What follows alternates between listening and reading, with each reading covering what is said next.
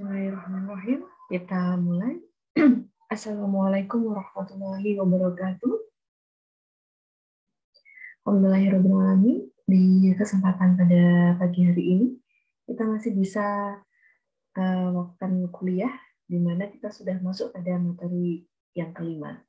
Di mata kuliah Manajemen Program Gizi, kita mendapatkan topik yang berkaitan dengan perencanaan program gizi di masyarakat. Di pertemuan-pertemuan sebelumnya, kita sudah banyak membahas yang berkaitan dengan apa itu konsep dari manajemen program gizi, kemudian bagaimana melakukan prioritas permasalahan, bagaimana juga penyebab masalah, dan sebagainya. Nah, akhirnya di pertemuan yang kelima ini, kita akan bahas tentang bagaimana menyusun suatu planning atau perencanaan dalam program gizi yang berbasis masyarakat. Nah, perencanaan, seperti yang kita tahu, itu merupakan bagian dari fungsi manajemen selain dari organizing, kemudian executing, dan juga controlling. Nah, perencanaan di sini kita tahu merupakan fungsi manajemen yang utama. Kenapa yang utama? Karena biasanya di sini tingkat keberhasilan dari manajemen atau tujuan itu 60 sampai dengan 70%-nya itu berdasarkan pada perencanaan. Karena perencanaan di sini berisi persiapan atas semuanya, berisi persiapan atas segala sesuatu yang berkaitan dengan pelaksanaan kegiatan intervensi program gizinya. Jadi di waktu praktikum kita sudah membuat rencana intervensi. Kita menentukan goal, kita menentukan inputnya, kita menentukan PIC-nya, kita menentukan anggarannya, media, semuanya sampai detail. Nah, perencanaan ini mengandung upaya penyiapan segala sumber daya yang dibutuhkan bagi pelaksanaan.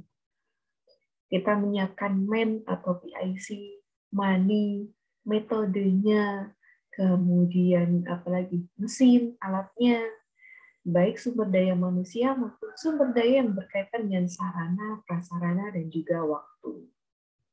Kalau di praktikum, kita mengenal project planning management, di perencanaan kita juga mengenal istilah plan of action, atau rencana aksi yang akan kita gunakan nanti selanjutnya.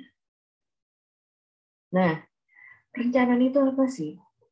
Perencanaan itu adalah prosedur. Prosedur atau metode untuk menetapkan tujuan, mengidentifikasi, menilai, dan mengembangkan pilihan strategi untuk mencapai tujuan yang kita inginkan. Saya sering mencontohkan tentang stunting, bahwa di suatu daerah terdapat persentase stunting yang tinggi. Nah, perencanaan di sini itu tentunya berisi proses, prosedur, semuanya persiapan sampai dengan titik yang paling kecil. Jadi kita membutuhkan sumber daya yang ada di semuanya.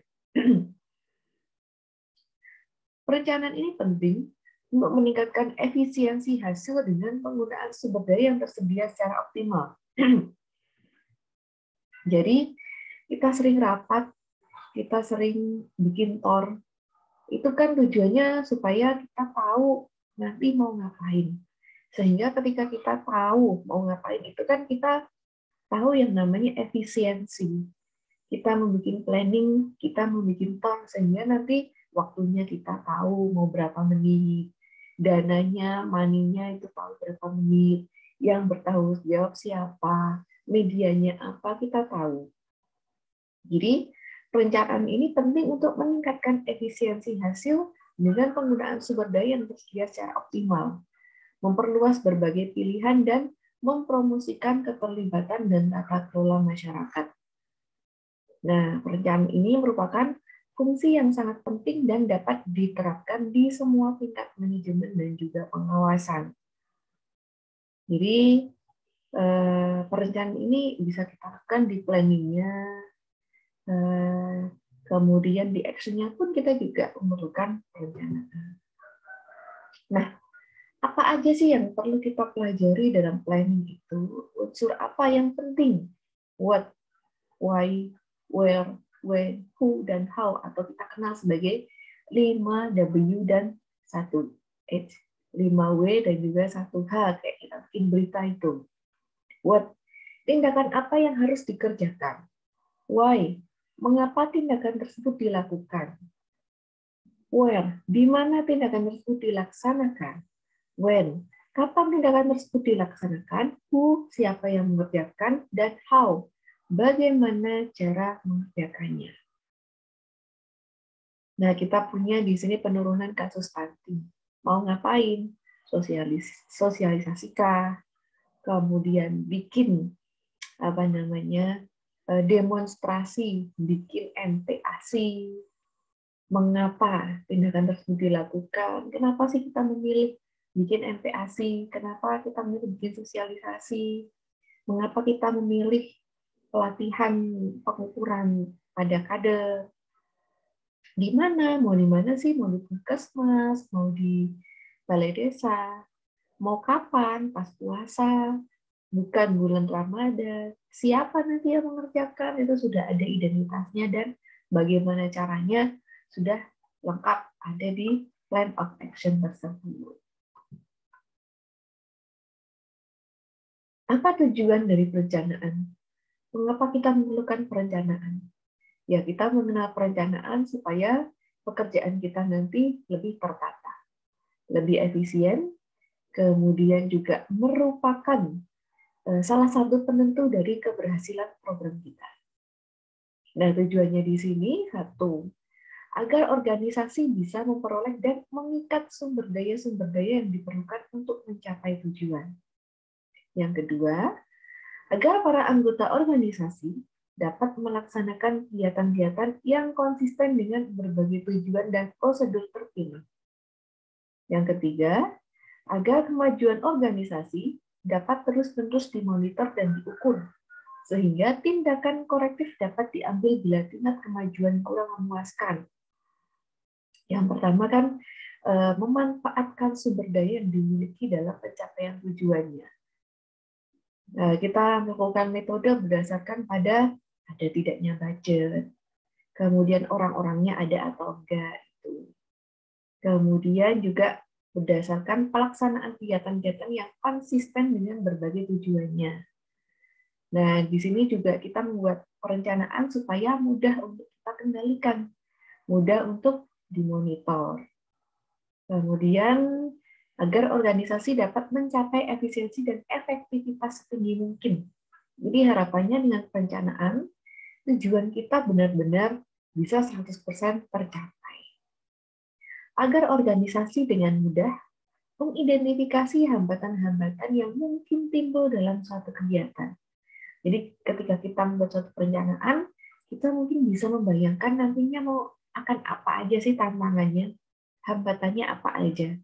Hujan, kemudian risiko pesertanya sedikit, kemudian risiko nanti bosan dan sebagainya, itu sudah sebaiknya bisa kendalikan ketika awal sehingga nanti hasilnya atau jalannya itu mulus.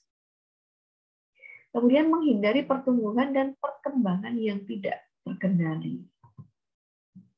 Nah, kenapa kita perlu yang namanya perencanaan? Ada istilah protective benefit, yakni pengurangan kemungkinan terjadinya kesalahan dalam membuat keputusan. Perencanaan sebagai jaminan bahwa kegiatan telah disiapkan, sehingga ada kepercayaan diri karena ada petunjuk dasar pelaksanaan kegiatan. Kemudian ada positive benefit, meningkatkan kesuksesan pencapaian tujuan organisasi. Setelah terlindungi dari kegagalan, maka dapat mengoptimalkan hasil akhir kegiatan. Ada protective benefit, itu mengurangi kemungkinan kesalahan nantinya. Sedangkan positive benefit itu bagaimana caranya kita meningkatkan kesuksesan.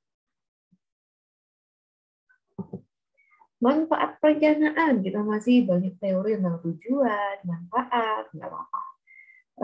Manfaat perencanaan, kita membantu manajemen untuk menyesuaikan diri dengan perubahan-perubahan lingkungan, membantu dalam kristalisasi penyesuaian pada masalah-masalah utama, Memungkinkan manajer memahami keseluruhan gambaran pelaksanaan kegiatan operasional dengan lebih jelas, membantu menempatkan tanggung jawab dengan lebih tepat, memberikan cara pemberian perintah untuk operasi, memudahkan dalam melakukan koordinasi antar bagian-bagian terkait, membuat tujuan lebih khusus, terperinci, dan lebih mudah dipahami, meminimalkan pekerjaan yang tidak pasti, dan menghemat waktu, tenaga, dan dana. Jadi dengan perencanaan ini harapannya kan kita tuh bisa adaptasi dengan kondisi yang ada. Kita mungkin lagi pandemi, bikin perencanaan kan kebanyakan online. Kemudian kita juga membantu dalam penyesuaian. Kalau online itu nanti ngapain sih gitu. Kemudian juga dengan melakukan planning, gambarannya nanti ke depan atau jalannya nanti intervensi itu kita akan lebih jelas. Kemudian juga siapa sih penanggung jawabnya? Koordinasinya itu menjadi lebih mudah. Kemudian juga koordinasi dalam memberikan perintah, kemudian dalam melakukan koordinasi, monitoring itu juga akan lebih mudah. Kemudian juga dengan tujuan, apalagi yang lebih khusus itu rincian sampai titik terkecil itu juga bisa kita lakukan gitu. Dan harapannya juga nanti kita bisa efisien waktu, hal-hal yang sekiranya itu tidak pasti atau hal-hal yang berkaitan dengan pemborosan waktu nanti bisa kita cegah. Dan menghemat waktu, tenaga, dan juga dana. Tahap-tahap perencanaan. Yang pertama, melakukan pengkajian dan analisis terhadap masalah. Memahami tujuan organisasi, dan juga kita juga bisa mengkaji dan analisis komponen yang terlibat serta sumber daya yang tersedia. Kemudian berorientasi pada masa depan. Memahami tujuan jangka pendek dan jangka panjang yang ingin dicapai.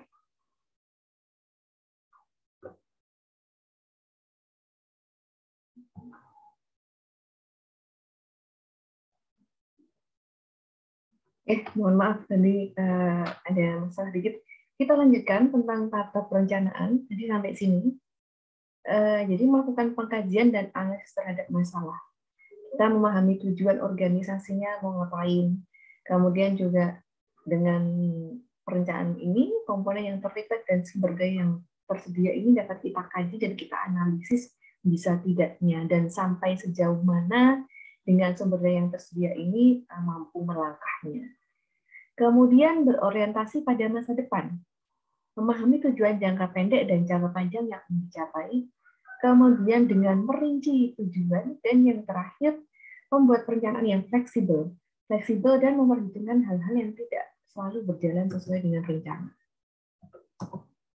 Nah ini ya, jadi langkah-langkah dari perencanaan itu yang pertama adalah pengumpulan dan analisis data. Nah, kayak kita praktikum kemarin, kita menetapkan tujuan, goal-nya itu mau ngapain.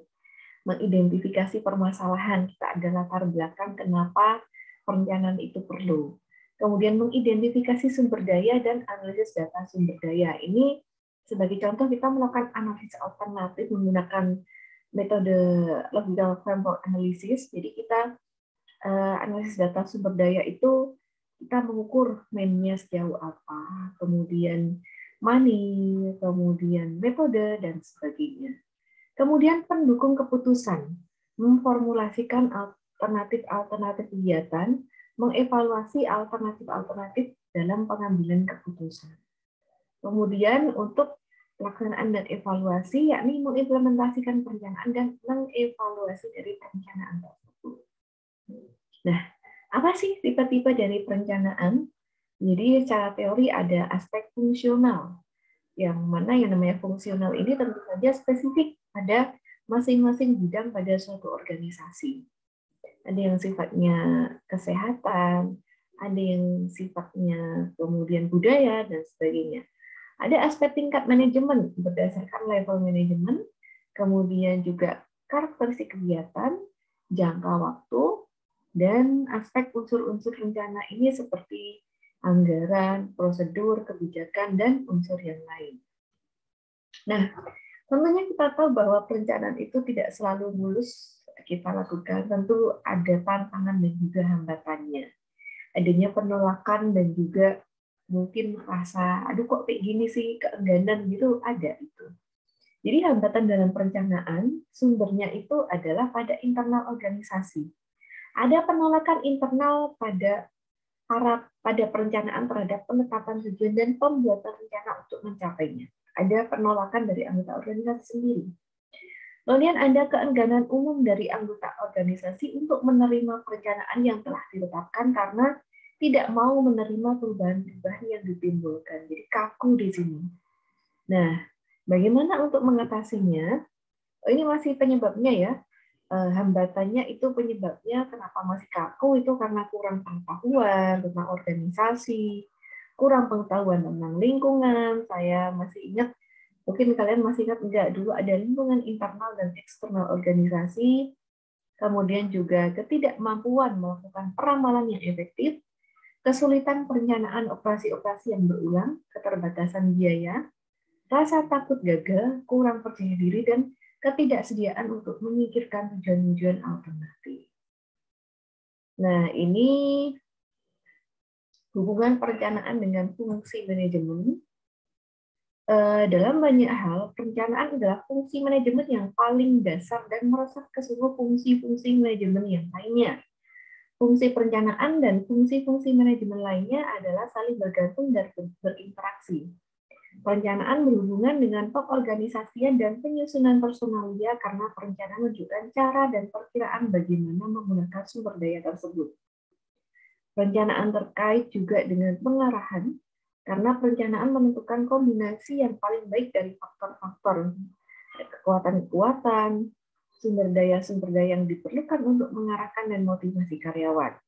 Perencanaan berinteraksi dengan pengawasan karena untuk mengetahui apakah perencanaan yang dilakukan berhasil atau tidak, efektif atau tidak, itu diketahui dari fungsi pengawasan, sehingga hasil dari pengawasan tersebut dapat menjadi rencana baru. Kriteria efektivitas perencanaan. Kegunaannya, perencanaan harus fleksibel, stabil, berkesinambungan, dan sederhana. Ada ketepatan dan objektivitas. Rencana-rencana harus dievaluasi untuk mengetahui apakah jelas, ringkas, nyata, dan akurat. Untuk ruang lingkup, perencanaan perlu memperhatikan kelengkapan, kepaduan, dan konsistensi. Untuk efektivitas biaya, hal ini menyangkut waktu, usaha, dan ketepatan penggunaan. Untuk akuntabilitas, itu tanggung jawab pelaksanaan perencanaan dan tanggung jawab implementasi perencanaan. Untuk ketepatan waktu, perencanaan harus diupayakan dilakukan tepat waktu karena beberapa perubahan dapat menyebabkan rencana jadi tidak tepat waktu. Jadi kita melakukan rapat untuk menentukan perencanaan. Nah, ini kan contoh-contoh proses perencanaan itu kan sering kita lakukan dengan rapat-rapat persiapan gitu. Itu kan bagian dari perencanaan. Jadi di sini kita juga nantinya fleksibel, stabil, kemudian juga nantinya bisa diukur nyata, akurat. Misalnya contohnya diukur secara waktu, nantinya waktunya dikasih implementasi segitu itu cukup atau enggak gitu. Dikasih dana segitu tuh bisa atau enggak, atau sejauh mana kita kasih dana, waktu, kemudian jumlah personalia gitu bisa kita imagine apa gitu. Bisa kita kita memiliki gambaran ke depannya. Nah, kita masuk ke perencanaan program gizi masyarakat.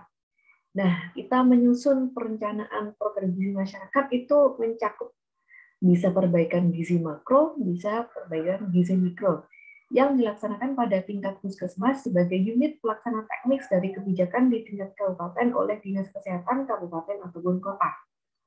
Tahap awal bagi pelaksanaan kegiatan program gizi masyarakat, sehingga pada tahap perencanaan ini perlu disiapkan dengan sangat cermat agar pelaksanaan program dapat berjalan sesuai tujuan.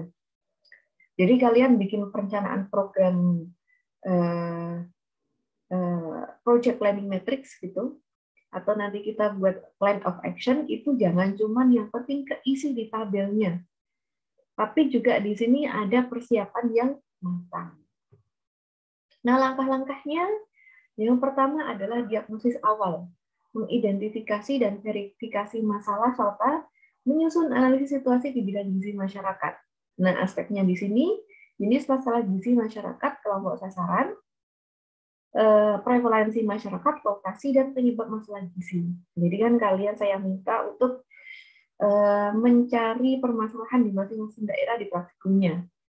Nanti kelompoknya siapa, prevalensinya berapa atau jumlahnya berapa, lokasi, dan penyebab masalah gizi. Jadi meskipun kalian mengidentifikasi ya, kalian juga tetap mengetahui bagaimana penyebab masalah gizinya. Kemudian formulasi tujuan spesifik. Menetapkan tujuan berdasarkan tujuan nasional, terukur, dan mempertimbangkan waktu. Seleksi model intervensi, jenis atau tipe intervensi disesuaikan dengan kondisi, biaya kegiatan, orientasi pada golongan sasaran. Kemudian yang keempat, menyusun rencana pelaksanaan, siapa pelaksana atau lembaga PIC-nya, hubungan antar atau interprogram, alokasi biaya, dan waktu pelaksanaan. Dan yang terakhir adalah, ini yang sering kelupaan nih, evaluasi. Sasaran evaluasi, tingkat keberhasilan, dan bagaimana indikator dari keberhasilan kita. Nah, ini adalah gambaran penyusunan Plan of Action Program Gizi Masyarakat.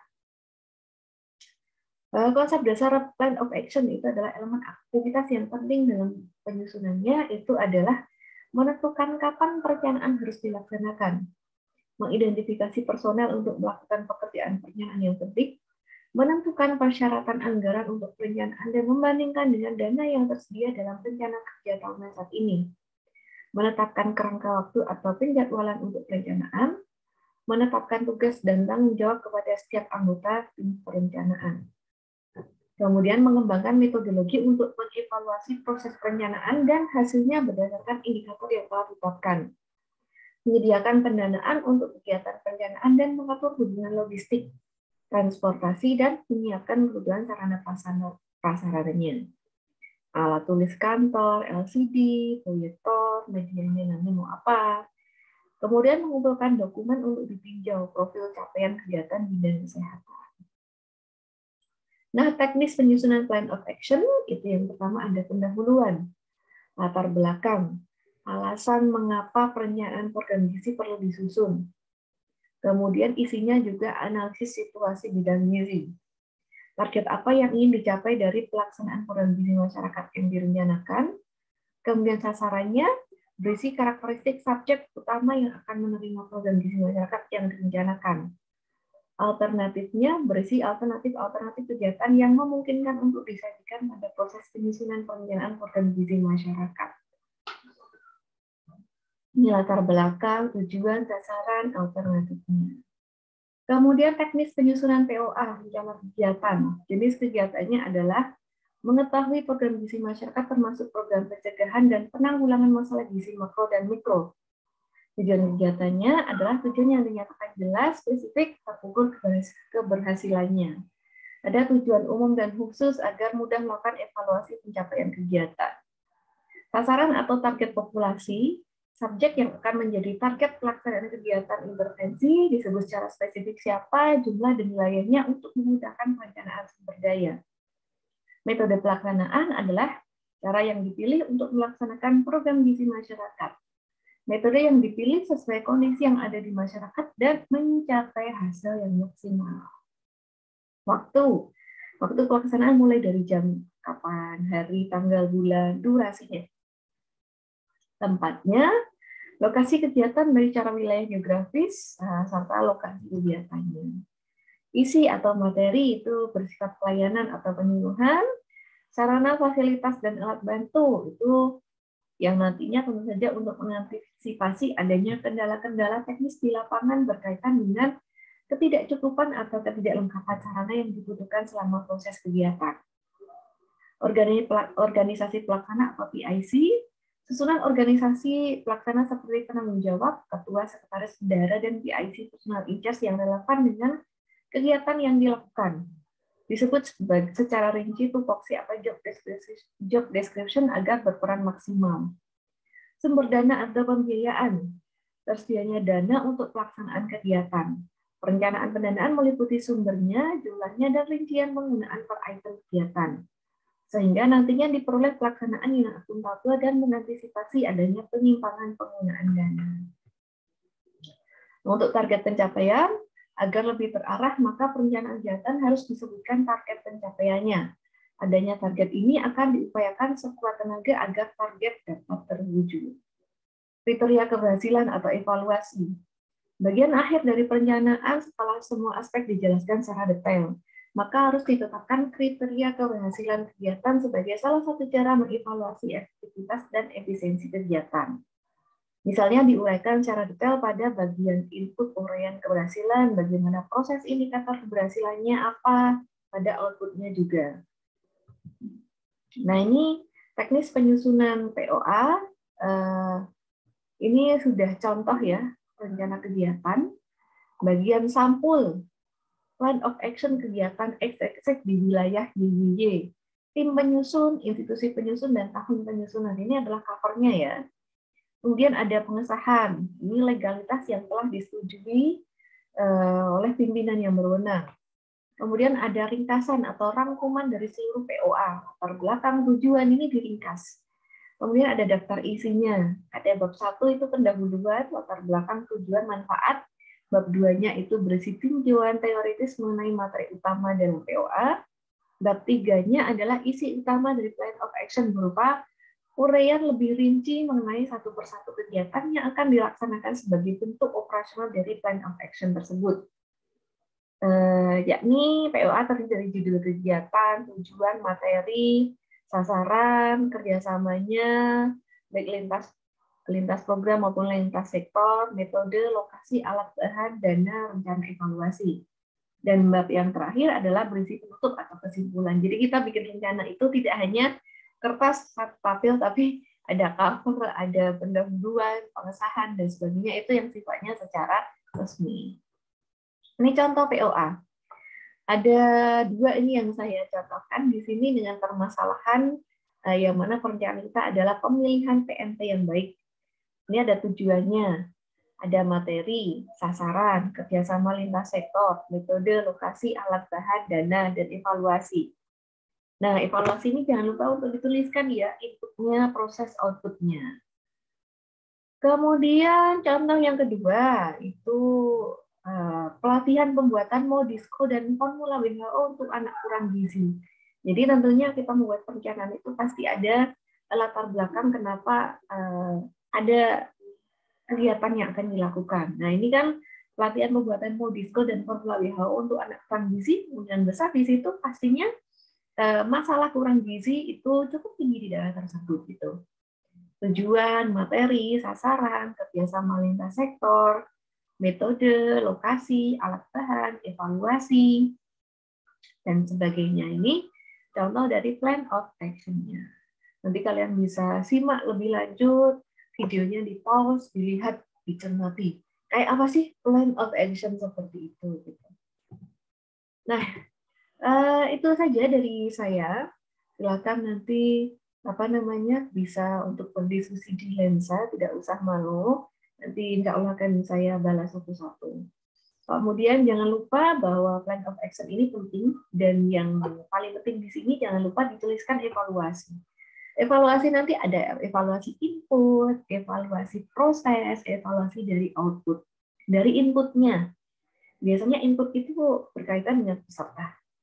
Nah, kita nanti akan membuat evaluasi. Kita kan sudah bikin program dengan, menurut kita dengan sangat baik, sangat sempurna, kita sudah berbusa-busa gitu. Evaluasi input kita, evaluasinya adalah pesertanya bisa datang berapa sih gitu. 70%-nya, 80%-nya dari target yang kita tentukan. Kemudian prosesnya itu kita bisa melihat antusiasmenya, tanya jawab ada atau enggak, kemudian bisa berjalan lancar tanpa hambatan, dan yang terakhir adalah output. Itu evaluasinya bisa contohnya post-test, pre-test, kemudian bisa dilakukan perlombaan, dan sebagainya. Jadi kita melakukan rencana evaluasi untuk mengukur sejauh mana sih program kita itu terlaksana di masyarakat. Begitu untuk perencanaan program gizi, selain plan of action, di praktikum kemarin kita sudah membuat project planning matrix. Jadi project planning matrix itu juga sama, itu sebagai bagian dari perencanaan program gizi. Memang istilahnya bermacam-macam, berbeda-beda, tidak perlu bingung karena sebenarnya tujuannya itu sama. Mau pakai plan of action, mau pakai project planning matrix, intinya tujuannya adalah sama. Baik, begitu dari saya. Tadi saya langsung ini ya masuk ke materi, belum berdoa. Jangan lupa nanti tetap berdoa, tetap jaga kesehatan. Sampai jumpa dan terima kasih. Billahi taufiq wal hidayah. Astagfirullahaladzim. Wassalamualaikum warahmatullahi wabarakatuh.